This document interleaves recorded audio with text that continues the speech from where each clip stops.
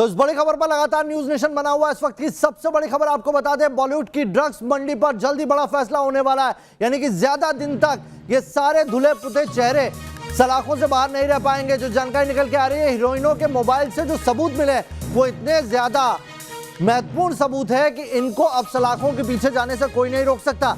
यानी कि जल्द ही अब इन सबूतों को कंपाइल किया जा रहा है और उस पर आगे क्या एक्शन प्लान होगा वो बनाने में जुटी हुई है एनसीबी। दीपिका पर जल्दी बड़ा फैसला हो सकता है। यानी कि बॉलीवुड की ड्रग मंडी में दीपिका वो चेहरा है जिन पर जल्दी बड़ा फैसला हो जाएगा। साथ ही आपको बता दें, सारा अली खान और श्रद्धा कपूर का मोबाइल फोन भी एनसीबी के पास है और उनकी भी चैट रिट्रीव की गई है और उससे बहुत महत्वपूर्ण जानकारियां निकलकर सामने आई है। तो दीपिका के लिए मुसीबत इसलिए भी बढ़ सकती है क्योंकि जो चीजें रिया चक्रवर्ती के मामले में सामने आई है वही सारी चीजें दीपिका के मामले में भी सामने आ रही है। क्या सिमिलरिटी है वो आपको सबसे पहले दिखा देते हैं, दोनों में क्या समानता है। तो दीपिका का मोबाइल फोन एनसीबी के पास में है, लेकिन ड्रग्स लेने की बात जहां रिया ने कबूल की है तो वहीं ड्रग्स लेने की बात दीपिका ने कबूल नहीं की है। रिया जेल गई है, लेकिन अब दीपिका क्या जेल जाएंगी ये हम इसलिए बता रहे हैं क्योंकि जो सवाल जवाब हुए उनके सवालों के क्वेश्चनर एक जैसे थे, लेकिन जवाब कैसा है उन पर नजर डालिए। दीपिका ने माना था कि उन्होंने ड्रग्स लिया है, लेकिन माफ कीजिएगा, रिया ने कहा था कि उन्होंने ड्रग्स लिया, दीपिका ने कहा उन्होंने ड्रग्स नहीं लिया। इन्होंने कहा, रिया ने, कि उन्होंने सुशांत के लिए ड्रग्स मंगवाई। दीपिका ने किसके लिए ड्रग्स मंगवाई इसको लेकर कोई जवाब नहीं दिया, चुप्पी साध ली, रोने लग गई। हैश मंगवाई थी, लेकिन किसके लिए मंगवाई थी कोई जवाब नहीं दिया। आगे जब क्वेश्चनर बढ़ता है, ड्रग्स ट्रांसपोर्टेशन का चार्ज इनके ऊपर लगा और अभी ये सलाखों के पीछे हैं। लेकिन दीपिका की बात की जाए तो इनके ऊपर भी वही ट्रांसपोर्टेशन यानी कि ड्रग ट्रांसपोर्टेशन का चार्ज लग सकता है। मोबाइल फोन से कई डेटा रिट्रीव किए गए। जया शाह से इनका सीधा कनेक्शन था और वही जया शाह दीपिका के भी टच में थी। दीपिका उस जो ग्रुप था व्हाट्सएप ग्रुप उसकी एडमिन तक थी। व्हाट्सएप चैट सबूत बने हैं, डिलीट कर दिए गए थे लेकिन रिट्रीव कर लिए गए और यही सारी चीज यहां पर भी निकल के आ रही है। यहां तो व्हाट्सएप चैट की दीपिका खुद एडमिन थी और ये उनके लिए बहुत ज्यादा घातक हो सकता है। ड्रग पेडलर से सीधा कनेक्शन था जहां रिया चक्रवर्ती का, तो वहीं दीपिका के लिए भी यह दिक्कत बढ़ सकती है।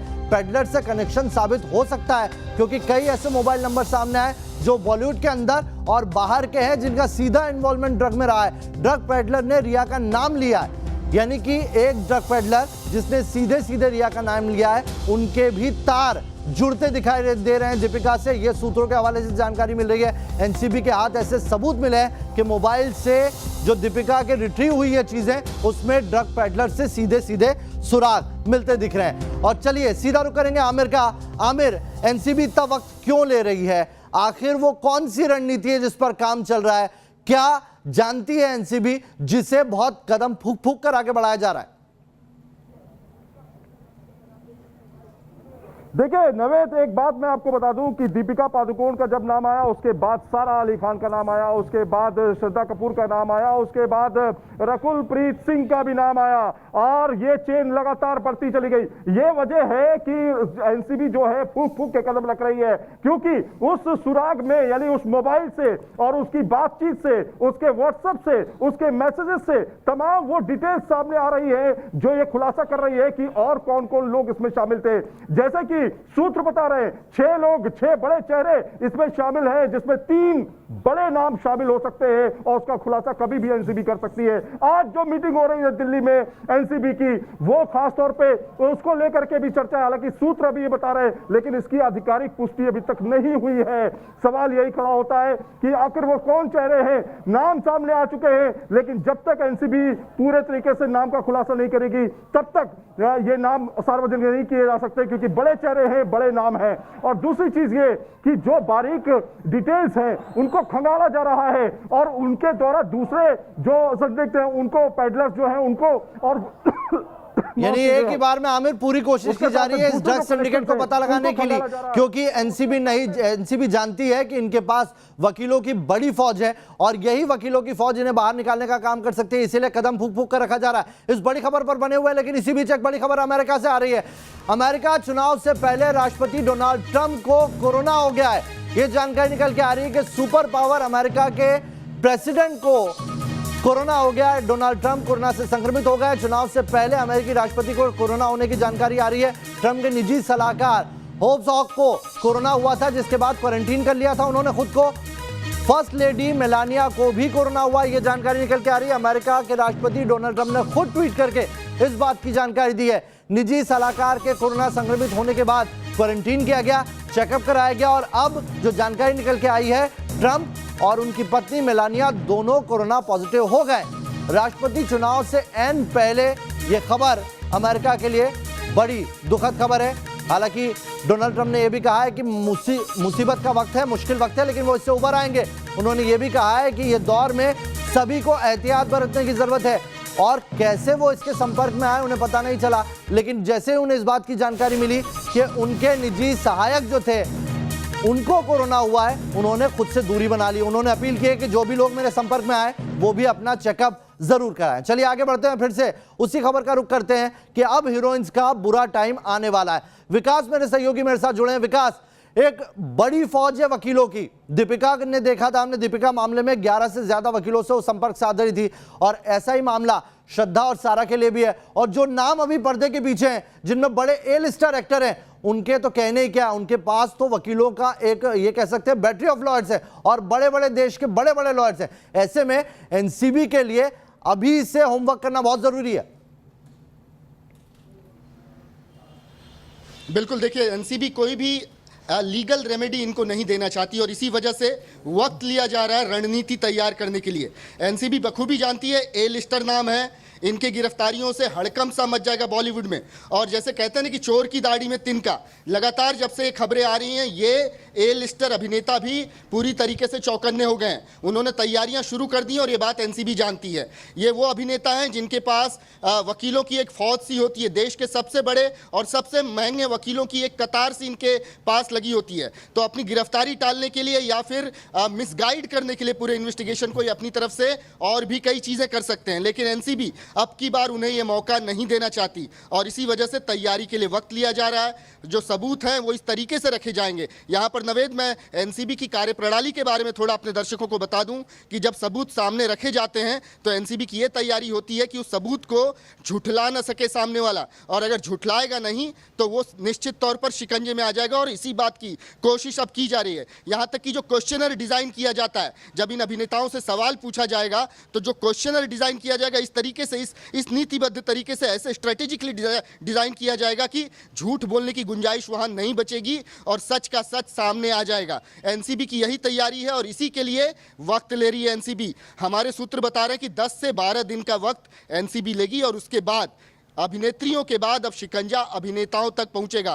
पहले से ही सारा, श्रद्धा, रकुल प्रीत कौर और दीपिका बेहद दिक्कत में आ गए हैं, ये कहना गलत नहीं होगा। उनके खिलाफ इलेक्ट्रॉनिक एविडेंसेस हैं, ड्रग पेडलर से उनके संपर्क की बातें अब सामने आ चुकी हैं, सर्कमस्टेंशियल एविडेंस है। खुद श्रद्धा इस बात को कबूल कर चुकी हैं कि मुंबई के पास पावना डैम के पास जो सुशांत का फार्म हाउस था, वहां पर वो जाया करती थी, वहां पर ड्रग्स पार्टी हुआ करती थी। वो खुद एक किस्म के ऑयल जो कि ड्रग्स सब्सटेंस में आता है उसे मंगाने की बात कबूल कर चुकी हैं। तो बहुत सारी चीजें ऐसी हैं जो इन अभिनेत्रियों को दिक्कत में डाल ही रही हैं, लेकिन जब अभिनेताओं की बात की, श्रद्धा ने खुद एक सीबीडी ऑयल का जिक्र किया था, जय साहस है। दीपिका ने भी पूछा था हैश, लेकिन जब पूछताछ की गई, पंकज तो ये कह दिया कि हम कोड लैंग्वेज का इस्तेमाल कर रहे थे।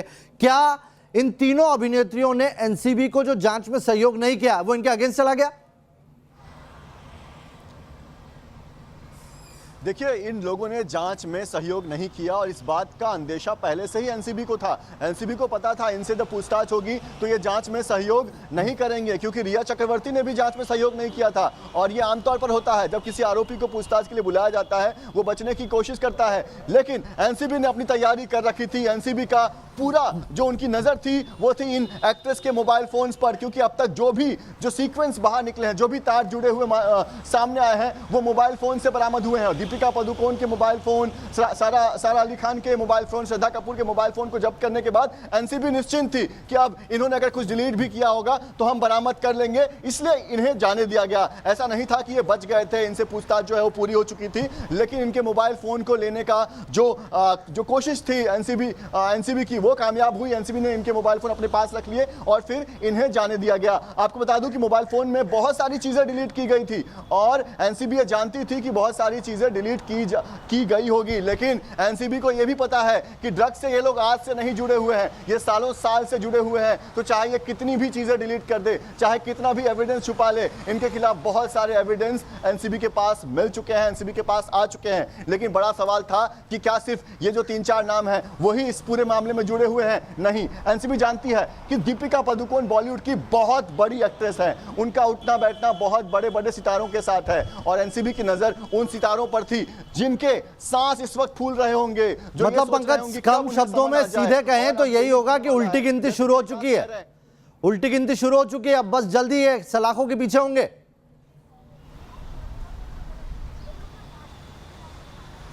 जी बिल्कुल, देखिए इनकी उल्टी गिनती शुरू हो चुकी है। जैसा कि विकास बता रहे हैं कि 10 दिनों के अंदर एनसीबी अपनी पूरी रणनीति तैयार करके एक बार फिर से वो मुंबई पहुंचेंगे और फिर से ये सिलसिला शुरू हो जाएगा।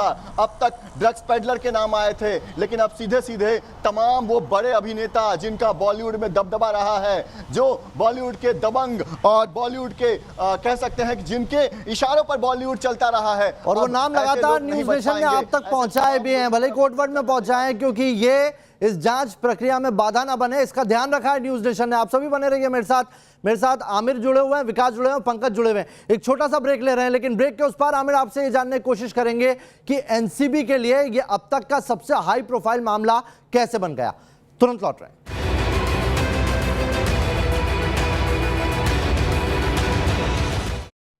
तो बॉलीवुड की हीरोइनों का बुरा टाइम आने वाला है। एनसीबी सोर्सेज से बड़ी जानकारी निकल के आ रही है कि जल्द ही इस मामले में कुछ गिरफ्तारियां होंगी और वो गिरफ्तारियां इतनी बड़ी होने वाली है जिससे पूरा बॉलीवुड हिल जाने वाला है। न सिर्फ हीरोइनें बल्कि कई एक्टर्स भी हैं जो इस लिस्ट में शामिल हैं, जिनके नामों का खुलासा भी इस एक हफ्ते के अंदर हो जाएगा। एक महत्वपूर्ण बैठक अब बस कुछ ही दिनों में होने वाली है। आमिर, आपके पास आ रहा हूं, अब तक का सबसे हाई प्रोफाइल केस है एनसीबी के पास ये।